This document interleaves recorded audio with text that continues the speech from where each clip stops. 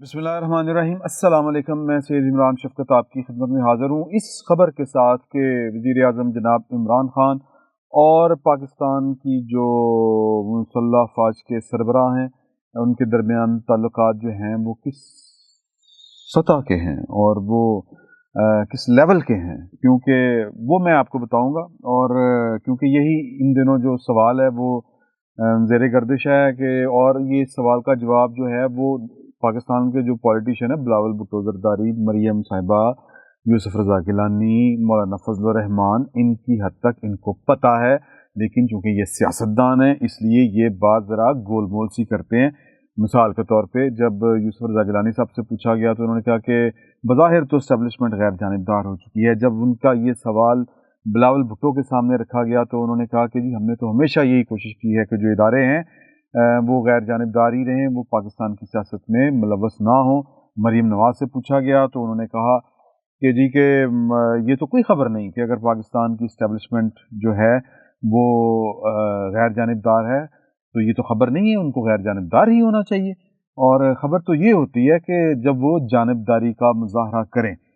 इशारे बहुत से वाज़ेह और अंदाज में मिल रहे थे, लेकिन हमारे बहुत से दोस्त और दूध के जले हैं सारे के सारे, तो छाछ तो फूक फूक के पिएंगे। मैं ये हरगिज़ ये मतलब नहीं है कि जनाब के पाकिस्तान में कोई इनकलाब आ चुका है और पाकिस्तान में जो ताकत का सरचश्मा है वो अब अवाम बन चुके हैं, नहीं पाए।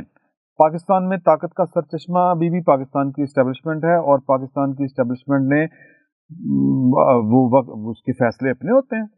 कि किन्नू रखना है, किधर नाल चलना है, किसके साथ नहीं चलना। अगर उन्होंने ये तय कर लिया है कि हमने बहुत होगी इमरान खान और इमरान खान साहब, इसके मैं समझता हूँ कि इसमें किसी का कोई कमाल नहीं है। अगर ये वाला कोई सानिया हो गया है इमरान खान साहब के साथ, इसमें जो कसूर है वो इमरान खान साहब का है। तो यानी मोटा तो बहुत लाया सी पाकिस्तान के जो अदारे हैं उन्होंने। और मैं बार बार कहता हूँ कि वो नसरुल मिन्ना फतहान करीब से लेके जब इलेक्शन का वो रिजल्ट था तो इस ट्वीट से लेके 6 महीने मुस्बत रिपोर्टिंग तक आ जाएं आप, तो ये इसका मतलब क्या था कि जनाब के आप और फिर इमरान खान साहब जो हैं वो किस कदर जो तवातर के साथ कहा करते थे same page same page same page. अब मुझे ये बताएं सोच के कि ये सियासतदान इसका इकरार करें ना करें कि जी कि पाकिस्तान की इस्टेब्लिशमेंट न्यूट्रल हो चुकी है या नहीं, या फिर ये कि पाकिस्तान के बहुत से व्लॉगर्स जो हैं और जो सहाफ़ी हैं वो जो उनके बारे में जिनके बारे में ये शुबा है कि जी कि वो जो है वो मतलब ये कि वो जो बात करते हैं उनके पीछे असल में किसी की बात होती है। तो वो अगर कह रहे हैं कि यार कि ये नहीं पाकिस्तान की इस्टेब्लिशमेंट जो है वो अलहदा हो चुकी है और या कह लें कि गैर जानिबदार हो चुकी है, तो फिर इसको शक की निगाह से वो देखना कि नहीं इसके पीछे दाल में कुछ काला है। अल्लाह बेहतर जानता है दाल में कुछ काला है या नहीं। मैंने तो आपको जो बात बताई है वो अपनी असेसमेंट बताई है और कि ये सियासतदान इतने रोटी को चोची नहीं कहते, लेकिन उनकी मजबूरी है कि उन्होंने दो टोक बात नहीं करनी होती, क्योंकि आखिरी वक्त तक कोई कम लग जाए की पता है। तो मैं आपको ये बताऊं कि अगर आप हालात पे नज़र रखें तो आपको वाक़यात पे नज़र रखें तो आपको ये साफ मालूम हो जाएगा कि फासला बतदरीज कम होता गया। मिसाल के तौर पर ये पीडीएम की तहरीक शुरू होने के बाद से जो नशीब फराज आए और जो इस वक्त जो आज तक की जो सूरत हाल है हम उस तक आएंगे तो आपको पता चल जाएगा कि यार के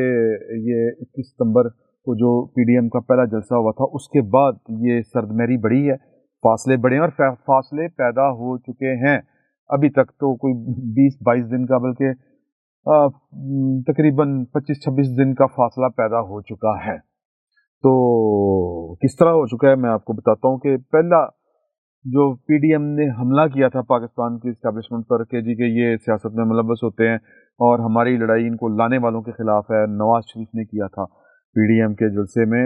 वो जो मीटिंग थी इनकी ऑल पार्टीज कॉन्फ्रेंस व्हाट्सएवर, इसको जो भी आप नाम दे लें, बड़ी सख्त तकरीर की थी, नाम नहीं कोई लिया था, सिर्फ इस्टेब्लिशमेंट और जो इनको लाए हैं उनका जिक्र किया था। 21 सितंबर को किया और उसके एक दिन बाद, ठीक एक दिन बाद, यानी सितंबर 22 सितंबर आप लगा लें, आर्मी चीफ और इमरान खान साहब की मुलाकात होती है वज़ीर आज़म हाउस में। और जाहिर है कि वहाँ पे जो अब ये जो खबर आती होती है وہ تو یہی آتی ہوتی ہے کہ جناب کہ وہ اہم جو دفاعی معاملات جو ہیں وہ زیر بحث آئے. لیکن جب پاکستان کی اسٹیبلشمنٹ پر پاکستان کی 3-4 بڑی پارٹیاں مل کے چھوٹی پارٹیوں کے ساتھ مل کے، چھوٹی پارٹی میں معذرت اگر میں کسی کو چھوٹا بڑا نہیں کہنا چاہتا، میں حجم کے اعتبار سے، ووٹ بینک کے اعتبار سے یہ بات کر رہا ہوں، ساری پارٹیاں بڑی ہیں، تو وہ جب آپ پر حملہ آور ہوں گی تو پھر یار آپ وہاں پہ بیٹھ کے تو ان کو اگر آپ کہیں کہ جی کہ ڈسکس ہی نہیں کریں گے تو یہ نہیں ہو سکتا. یہ انسانی جو کہہ لیں کہ رویے ہیں یہ ان کے خلاف بات جاتی ہے. اتنی بے نیازی جو ہے وہ نہیں ہوتی، ہوتی اٹینشن ہوتی ہے جب آپ اسٹیک ہولڈر ہوں کسی چیز کے. پھر دوسری ملاقات ہوتی ہے 29 اکتوبر کو، کیونکہ 17 اکتوبر کو گجراں والے جلسے میں عمران خان صاحب نام لیتے ہیں، جنرل قمر جاوید باجوہ، عمران خان صاحب نہیں سوری نواز شریف صاحب نام لیتے ہیں جنرل قمر جاوید باجوہ صاحب کا اور جنرل فیض حمید صاحب کا، اور نام لے کے تنقید کرتے ہیں اور کہتے ہیں کہ اس سوغات کو کوٹ ان کوٹ اس سوغات کو آپ ہی لے کے آئے ہیں اور آپ ہی لے کے جائیں گے اور ذمہ دار. اور پھر بڑی باتیں کی انہوں نے کہ جی کہ اب اس کے درمیان میں جس کے آنے کے بعد جو کچھ ہوا ہے پاکستان کے اندر یا پاکستان کو جو نقصانات ہوں گے اس کا جو ہے اس کی بھی ذمہ داری کا تعین کرنا پڑے گا کہ وہ پھر نقصان کس طرح پورے ہوں گے. ان کے کہنے کا مطلب یہ تھا کہ جب جو ڈینٹ پڑیں گے ان ڈینٹوں کو نکالنے کے لیے جو بھی پارٹی کام کرنا شروع کرے گی، جو بھی حکومت آئے گی تو پھر وہ ان پاپولر ہوگی کہ یار انہیں کو کام بھی نہیں سیدھا ہو رہا، تو پھر یہ بھی ذمہ داری لینی پڑے گی کسی نہ کسی کو کہ جناب یہ کام یہ غلطی ہم سے ہوئی تھی. یہ نواز شریف صاحب کا کہنا ہے اور لہٰذا یہ ہم اتنا گریس پیریڈ پاکستان کی قوم کو دینا چاہیے اور اعلان دینا چاہیے، ذمہ داری قبول کرنی چاہیے اسٹیبلشمنٹ کو. اس طرح کی ان کی ڈیمانڈ تھی. پھر اس کے بعد 29 اکتوبر کو جب یہ نام لے لیے تو 29 اکتوبر کو آرمی چیف نے وزیر اعظم سے پھر ملاقات کی.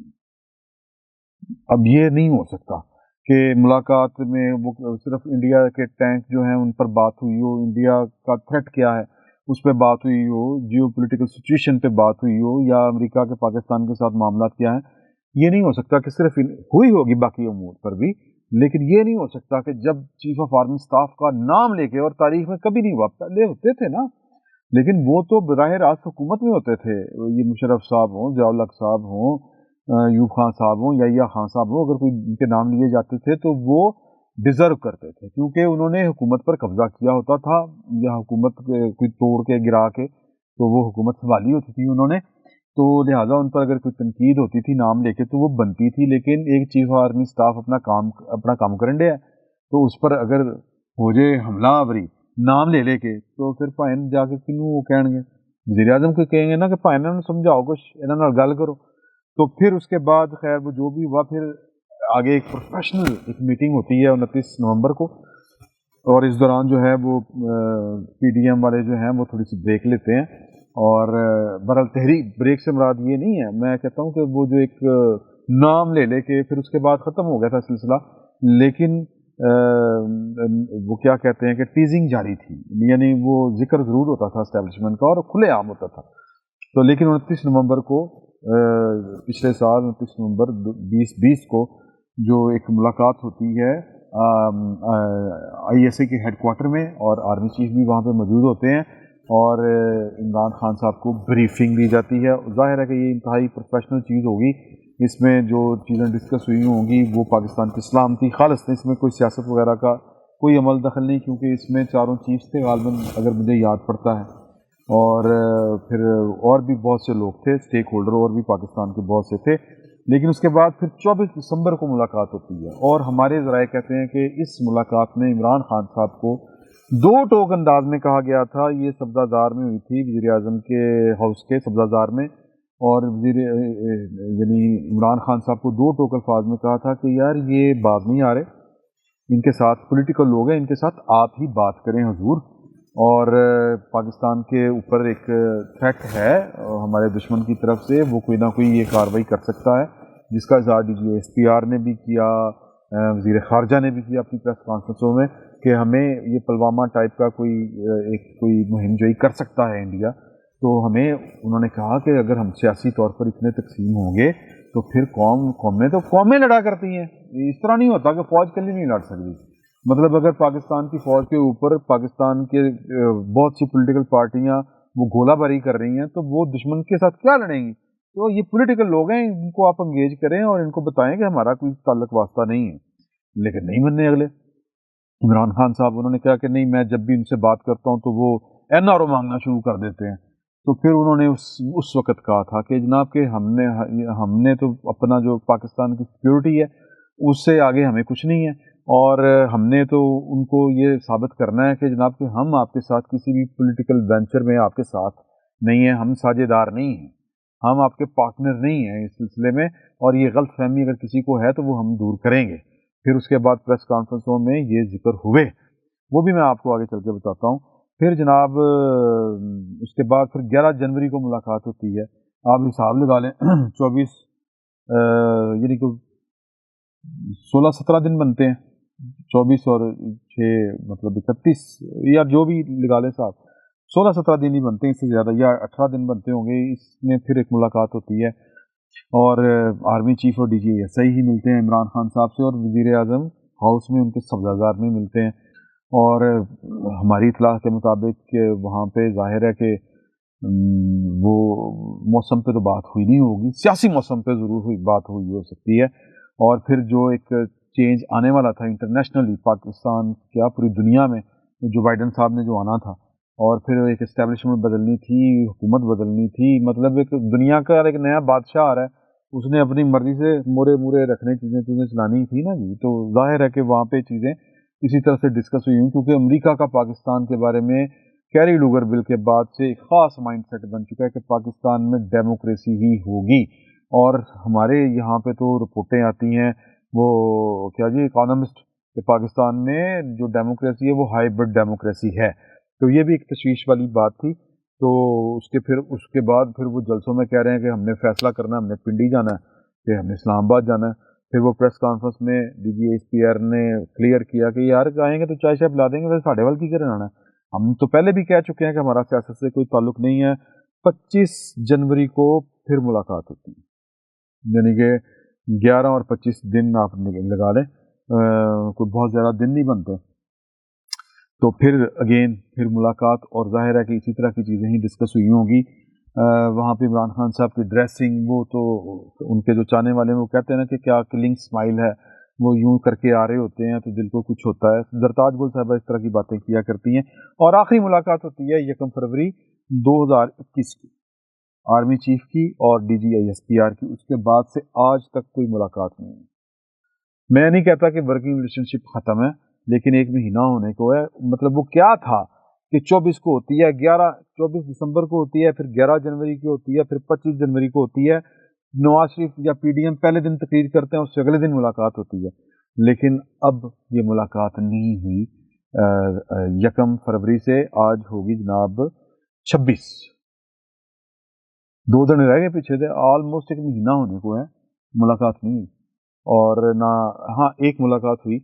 جو ڈیلیگیشن آیا تھا، لیکن وہ خالصتاً ایک پروفیشنل تھی، افغانستان کا جو ڈیلیگیشن آیا تھا وزیر اعظم سے ملے، اور اس میں D G I S I شامل تھے۔ میں نہیں کچھ کہہ رہا، میرا کوئی کمنٹ نہیں ہے اس کی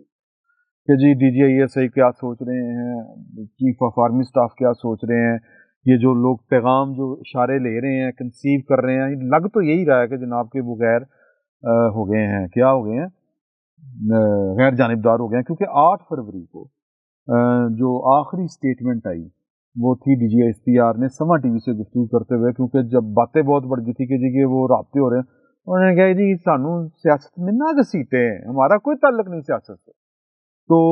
آج عمران خان صاحب منہ لٹکائے پھر رہے ہیں، کب سے پھر رہے ہیں، اور یہ بھی آپ ذرا نکال کے دیکھیں، گوگل پہ جائیں کہ عمران خان صاحب نے آخری دفعہ کب کہا تھا کہ صفحہ 1 ہے،